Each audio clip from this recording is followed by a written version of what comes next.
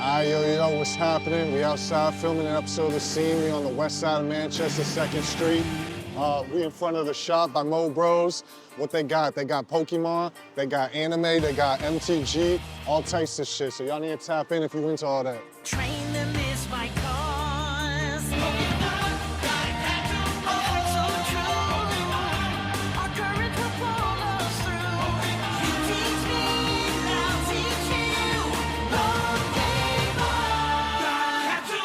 What's going on? My name's Eric. Some people know me by Toasty, and thanks MTV for having me. This is my crib. Come on in. This is the shop by MoBros. We just opened today. Grand opening starts in 3 minutes. I'm just gonna give you a quick tour. You're gonna see a bunch of products. You know, that's pretty obvious here, but we have anything from modern all the way down to vintage when you were a kid just like me, opening Pokemon cards for the first time. Everything from One Piece, Wakana, Magic the Gathering, anything that you can really think of, we probably have it. Over here, we call the Master Set Lounge. This Master Set Lounge is supposed to be a place where you can kind of just like kick back, chill, play some games while you build your master set. It might just end up being a nice chill area to hang out. We have all like vintage video game systems. So like, if you wanted to like get the nostalgia again, hang out in this corner and enjoy. Here we have anything from dice for games to vintage and everything like that. And we have a beautiful claw machine that we found and rebuilt. You can't lose. So you put your money in and you basically rip till you hit. So you always leave with something. So over here is the main showcase. This is where we have all of our singles, all of our products, anything from $2 to probably $20,000 you'll find here.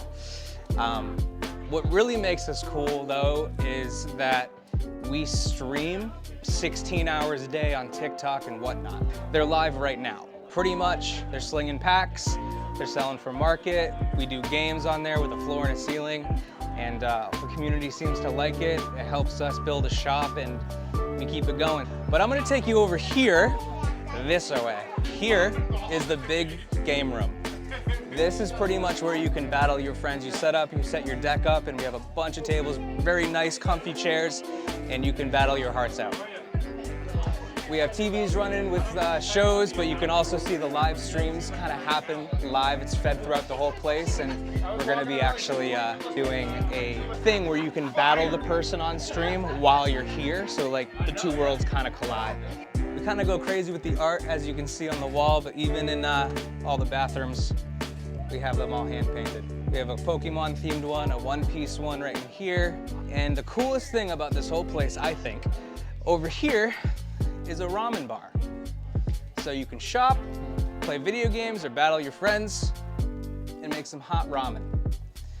We have ramen you can pick up front, hot water here, plates so you don't make a mess, because some of you are messy. And we have a bunch of different spices on this side, over here, chopsticks or forks. And it's a vibe. And that's pretty much the tour, at least the public tour that I can show you guys. Like I said, we're open 880 2nd Street, Manchester, New Hampshire. We're open most days 11 to 9 p.m. Come by, hang out.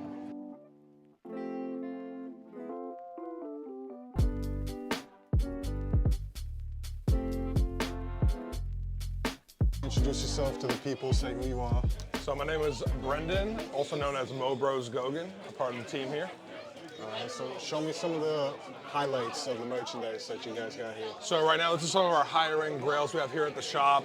The one right here in the front that we like to feature the most is the Umbreon Skyridge Hollow in a Beckett 9.5. So that is an insane second top chase, we believe, of the set next to the Charizard. A booster box right now on market goes for around $100,000. Average pack selling about $3,000 for a booster pack. So to pull a grail like this and grade it in a 9.5 is extremely hard and rare. So it's very, very insane. Next to it, we got a couple of the Munch retrospective promos. They were Japanese exclusive promos made in the year 2018. They were artworks featured similar to artists such as Van Gogh, The Scream. That is kind of the style that these Pokemon are portraying. They have gone up incredibly a lot in value over the years, of course. The Psyduck being one of the bigger ones, just sold for $3,500. Outside of that, we have some modern grails. We have the classic Umbreon VMAX Alt-Art in a Beckett 9.5. It is probably the most popular modern card ever right now in the hobby. Comes out of Evolving Skies. It is the main chase. People love Umbreons. It's like the new Charizard right now. It's pretty insane. Then we got the Lugia V Alt-Art in a pristine CGC. That is the main chase out of Silver Tempest. That retails well over a PSA 10 right now. CGC 10 pristines go for well over PSA 10 market prices at the moment. So they're pretty insane pieces. What's your personal favorite card that's in the shop? So honestly, out of all these, two of my favorites probably is the Psyduck, just because, you know, Psyduck is a very popular Pokemon. I think he's slept on. He's just a silly guy. And then I just love that he's the perfect character to portray the screen. I agree. If you really think about it. So Especially that's with why the I thought it haunters was in the amazing. background, that's tough. Absolutely. And then personally, I'm a big Rayquaza fan as well. Okay, yeah. I mean, overall, Ho-Oh's my main guy. Okay, yeah. Ho-Oh's my main dog. So some Grail stuff over here is actually on my PC. I'm a big Heart Gold Soul Silver collector. So I have some nice vintage Ho-Oh collection pieces. Okay. So I guess I could say my favorite pieces today are my own. That's fair, that's fair. So we don't have a lot of Magic displayed right now. We just have some sealed product. We're starting to get distro now that we are official card store open up here. So right now for singles, this is all we have at the moment right here. Okay. We are trying to source in mostly high-end or playable cards, of course, since, you know, Magic isn't necessarily big on graded as Pokemon would be. Tons of Magic players are going to start coming here and they're going to start actually playing the game. That is the hope and desire. We're trying to make this space available to all collectors for all sorts of TCGs.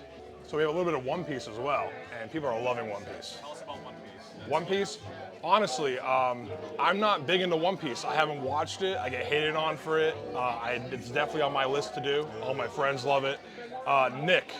Nick and Rain, they're probably our biggest One Piece fans here who work at the MoBros. They would know a lot more than I would personally, but all I know is we're hunting mangas. Okay. Mangas out of those cards, they go for a lot of money. Huh. Do you plan on reading it or are you gonna watch it? I'm gonna probably watch it, just because it's, either way, it's gonna take me forever to catch I up. was gonna say, good luck with that. Yo. Yeah, for real. Hats off to you if you do. Yeah, absolutely. So this is actually the shop's consignment case. So at the moment, since we just opened up, half of this stuff is actually our employees' personal collections.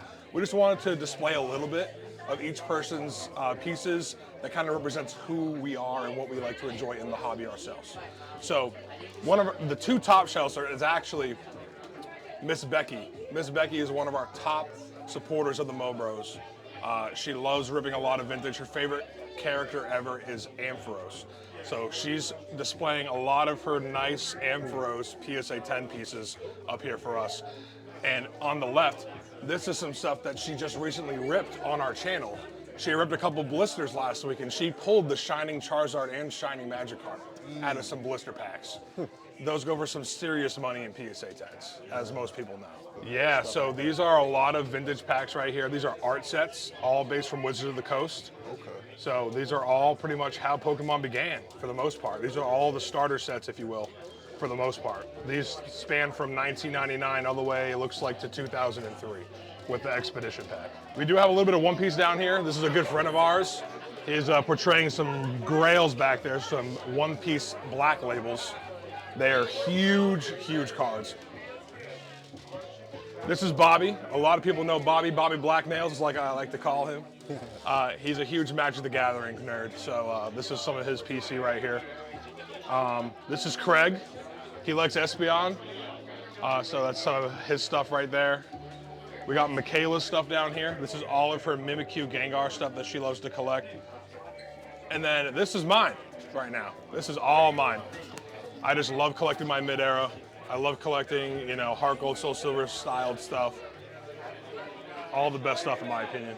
Yeah. How do you actually play the Pokemon card game? Because I never knew growing So up. I was made up actually, crazy rules. as most, I would say, you know, I actually do collect rather than play. Right. But I have started to play with the new Pokemon Pocket app that released literally not like last year or this year. And it's actually great for beginners who have no idea how to play. If you start off on the Pocket app, it really gives you a really easy and clear way of how to play the Pokemon TCG. Obviously, there's different rules and it's different formats, but at the same time, it's a good way to get the idea and the basics. You can learn a lot of the basic cards that follow set to set throughout the eras. And yeah, so I recommend anyone who's looking to get into the hobby to definitely play the game, to start on the Pocket app, and then work their way to learning more about the actual physical cards. And what brought you to the shop originally? Like, So- how'd you get involved? I've always been in the space. I've always been a collector. I myself actually tried to explore doing it by myself for a couple years, but it's much harder than a lot of people presume to believe. There's a lot of work, a lot of time, a lot of money. It's a very cutthroat business, unfortunately, especially with how hype it is lately in the market and the popularity. It's so hard to get stuff. Oh, they got the JJK, Jujutsu Kaisen up in that bit. Oh, they got Tokyo Ghoul, yo. Bro, look at I'm the so rug. disappointed with how this show went, bro. Pissed me off this day. This is tough, though. Yeah, they even got the little, you mean, little Naruto, Sakura, whatever the hell it's called, yo. Yeah, and then the neon ramen sign when you walk out, right here. Nah, that's fine. This whole place is fire. Like I was not expecting this when I seen the outside. Well, tell them what you do, drop your socials and all that. Okay, I'm Andy. This is MoBros. We're at MoBrosTC.com. MoBros on Instagram, TikTok, and WN whatnot, as well as Facebook. A lot of it's the shop by MoBros on Facebook, but MoBros everywhere you look. Okay, and so you're the owner, so tell me about like what got you into this? Like, how did this all happen? It's a funny story, man. Me and my brother started breaking packs in the mudroom in my house about 2.5 years ago. And he was always about it. I was like, I don't think it's a thing. He's like, it is. We started doing it, took off. We were on Whatnot originally. And we did really, really cool business on Whatnot. We grew really quickly. We blew up on the app, and then things changed and we transitioned to TikTok. And ever since, for the past 1.5 years, we've been live almost 24 hours a day, 7 days a week. And TikTok is an amazing stream. We got a beautiful community. We got people here right now that flew in from Louisiana, Texas. Gentleman Justin drove 14 hours out of Canada. Mr. and Mrs. Pickle that I was just talking to drove up from Philly. And like just people that are a part of our community and moderating our channel that came up to be a part of our opening of the shop. And we wanted to open like the brick and mortar of the MoBros to the local community. So that's what we did here, man. It's just a team of really passionate people that love Pokemon. We're just a bunch of big idiot nerds, man. We're just doing what we do. So we were just looking at all the artwork and stuff that y'all did. Who did all the artwork on the walls, especially in that room? Yeah, so in the room, graffiti on the walls is a guy by the name of J-Mac. He's out of Nashua, phenomenal graffiti artist. You can find him as J-Mac on Instagram. And then bathrooms, as well as some of the offices and art behind the counter. And art in the kids' room is by Breezy, and her socials are, I don't know her socials, but she's Breezy. You can see a lot of her stuff shared on our Facebook page and on our Instagram, and she's phenomenal. Yeah, what's your favorite card in your possession then? My favorite card, so my favorite Pokemon is Cubone. My favorite card is a Rev Hollow stamped Cubone from,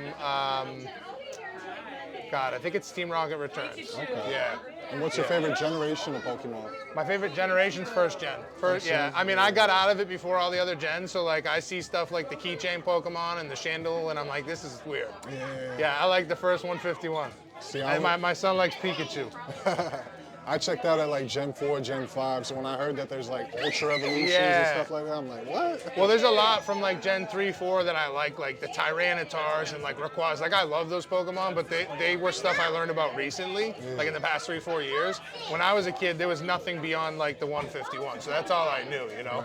So like when I'm I mean, I don't know if you guys saw the wall over the cash register, but we broke like 46 WotC boxes last year. So base set, Jungle, Fossil, Team Rocket, Gym Heroes, like we broke tons of first ed vintage, and that's just where it was at for me, man. Pulling that base set, like that, seeing a Ghastly and a Weedle over and over and over again. I'm like, that's the shit I grew up on. I love that stuff. Yeah, that's fine. So what are some of your plans, like future plans with this place? Yeah, so I mean, to be honest with you, man, this is like, we just wanted to have a place where people enjoyed to hang out. Like obviously we didn't really utilize the space for retail as much as we did like a fun aesthetic.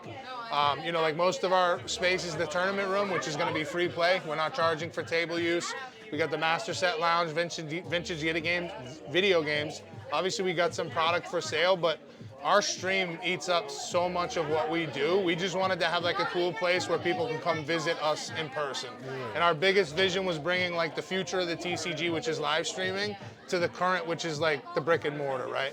And that's why we set it up so that you can like watch the live streams, see them showcased, get involved in that regard, and then like decide what version of it you want to participate in. Yeah, and I've seen a lot of like One Piece and Luffy cards and stuff like that. Do you ever see yourself branching out into like Yu-Gi-Oh or anything, other anime? Or anything Yeah, like man, that? I mean, we want to provide every TCG that's interesting, right? And like, I don't know a ton about Yu-Gi-Oh, but I know that there's not a lot of resale or like activity around it. And if there becomes that, or if there is that, and we see that, we'll definitely carry it. Like, I don't know a ton about One Piece, or like, I know Magic. My brother played as a kid. My partner and my partner's brother are huge into Magic, so it was important to them that we had that. And we know that like Lorcana is very popular, and One Piece is popular, so we wanted to have a little bit of everything for people. Yeah. When you played Magic, what kind of deck did you run? What color? I never played, so I was really young. My brother played. There was a Magic card store around the corner, and he was there every day. And I remember going and watching him play. He could probably tell you what deck he used. What was your deck in Magic, dude? A Commander or something. Commander, Level okay. 9 with the Warhammer. I don't know. What that is. Red Black Vampire 2015. That's the one, dude. Yeah. Okay, yeah. I never played, but I'm sure I would have enjoyed it. I actually want to try to get into it. It's something I think would be fun. Yeah, I definitely recommend getting those black Yeah? cards. He likes the green ones behind the camera. And Okay. He don't even play behind it. He's like, I don't know what that means yet. So what are the store hours? So store hours are going to be noon to 8 to start, and then ideally once we get the proper staffing and like probably starting with the weekends, we'll be going to probably 10 o'clock. Okay, smooth. And is that just every day? Is there a day that's closed? No, 7 days a week. That's what's up. 7 days a week, noon to 8 to start, and ideally we'll bring it into 10 once we get into tournaments and stuff like that. Okay. And drop the socials for the live stream one more time. Yeah, so MoBros TC on TikTok, Instagram, MoBros on Whatnot, the shop by MoBros on Facebook, and Discord as well. I don't know the link, but it's available in all the links on our other social media. Okay, perfect. Y'all definitely need to tap in with these guys because this place is a whole vibe, yo. Definitely a lot of love put into it, you can tell. Appreciate it, man. Thank you again. So, thank you again. If you're looking for One Piece, Magic the Gathering, Pokemon, there's a one-stop shop that y'all need to check out. I'm Too Tall, the Prodigy. This has been The Scene.